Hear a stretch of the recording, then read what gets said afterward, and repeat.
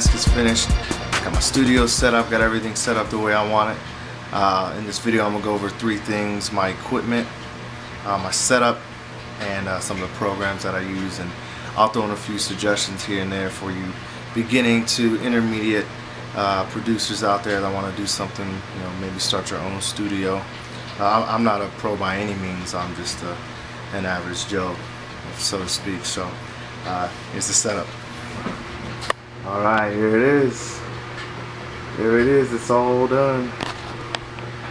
Start off first and foremost, the centerpiece of this whole thing, a Korg M3 expanded.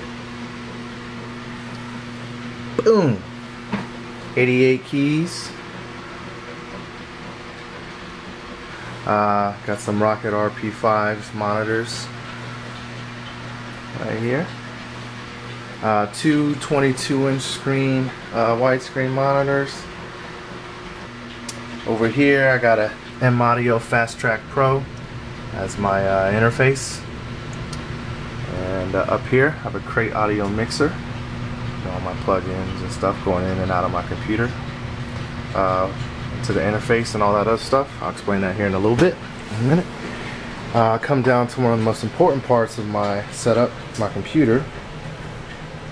And you're asking me, Marcus, where are those green tubes hanging out? Well, let me bring it out. Alright, basically what those green tubes are is it's a liquid cooling system for my processor. It's a quad-core Q6600 processor, and I can overclock it. I have a liquid cooling system to keep the processor cool, so I can overclock it without any danger or risk of overheating. That way I can run as many programs as I want with no latency or lag. 8 gigs of RAM in these slots over here. I have this video card, XFX, can't see it, GSO 9600, which I basically wasted money on because I don't play video games online or computer games online. Flip it back up. That's the fan for the radiator, and this is the reservoir that the coolant goes into. Right here, Blu-ray burner, which I have yet to use. Basically another waste of money, but I'm an IT guy by day, so I do computers for a living, so I had to bang it out on this one. A little bit about my setup. I basically have my audio coming out of my M3 into the mixer, and then my audio out right here going to my monitors, speaker monitors, and then another audio out here going into the Fast Track Pro, so I can record audio, whatever I play on the piano. You know, it can be recorded audio wise directly into my computer, and then also MIDI input from my M3 to the M audio. Kind of want to upgrade, get a Mbox 2 or something like that, something that works a little better. Some of the programs that I'm using, I've pulled them up already. I use a Sonar 8 Producer Edition, and also I use Sony Acid Pro. Now a lot of people are like, Sony Acid Pro, what's that?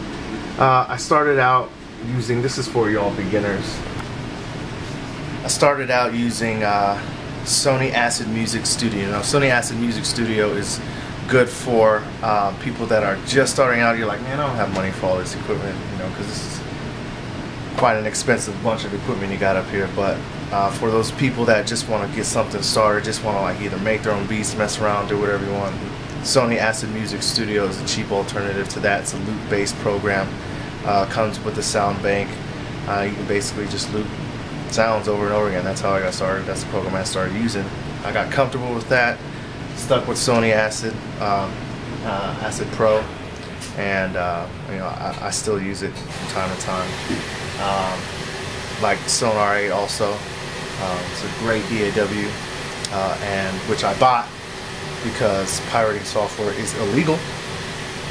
And next thing you know, you'll be making beats like Timberlake. Anyways, back to these programs. Because I am using a M-Audio device, I can use Pro Tools M-Powered, which is right there.